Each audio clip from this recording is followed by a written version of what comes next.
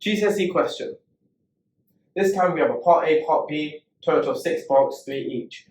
If you are going into this question and you don't get at least half of this correct, and you spend 10 minutes on it, I'm going to come haunt your dreams.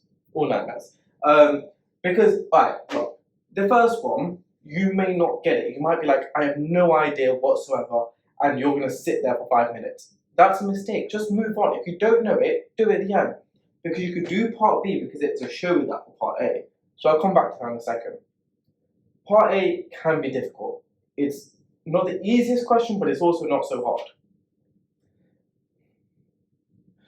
Basically, the way it works, I don't like this pen. The way it works is that we want to substitute g into f. So the way I like to explain it to my students is, say we had f of minus 1.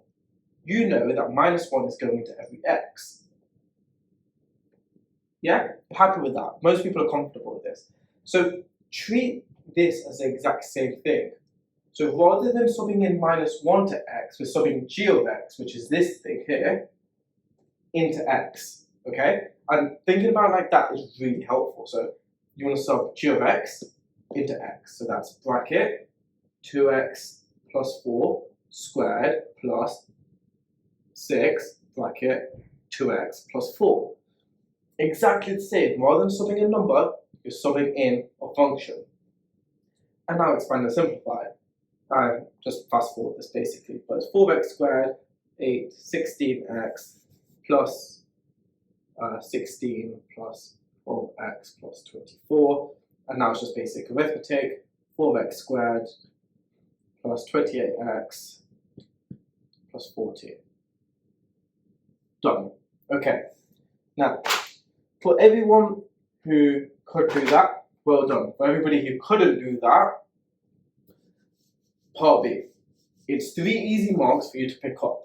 Hopefully, you didn't waste 5 minutes attempting to do part A multiple ways. You tried it once, you didn't know, and you decide to come back to it at the end if you have time. Because sometimes it's about how much damage you're causing on the paper. So how many marks did you pick up were against the time you actually have remaining? So you've got to be smart about it. So let's say we just focus on part B.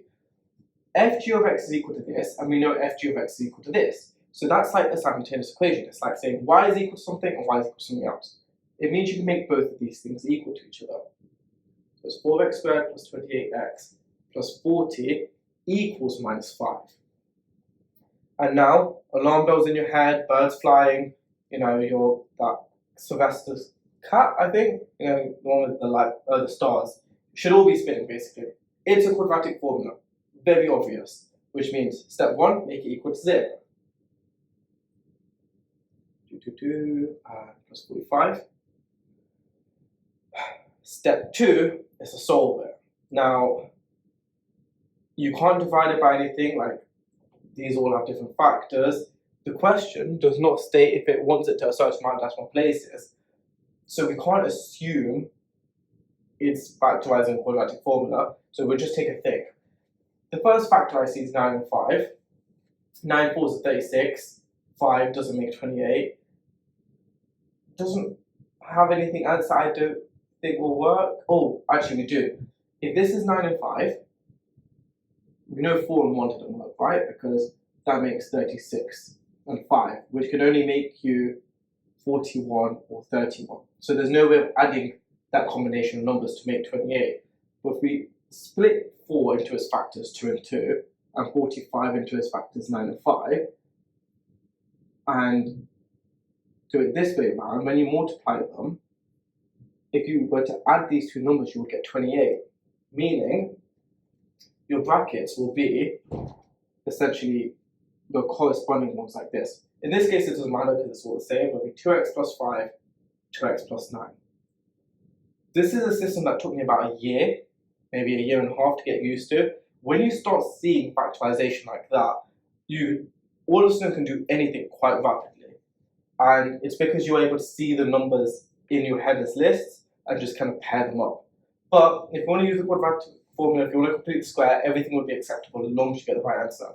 And you can always check it. So 4x squared, 28x, 45. Yeah, we're good. So now we know x is equal to minus 5 over 2. and x is equal to minus 9 over 2. Does the question specify how many answers it wants? No, so they are both your answers. 3 marks, nice and easy. Let me know what you thought, and I'll see you next time.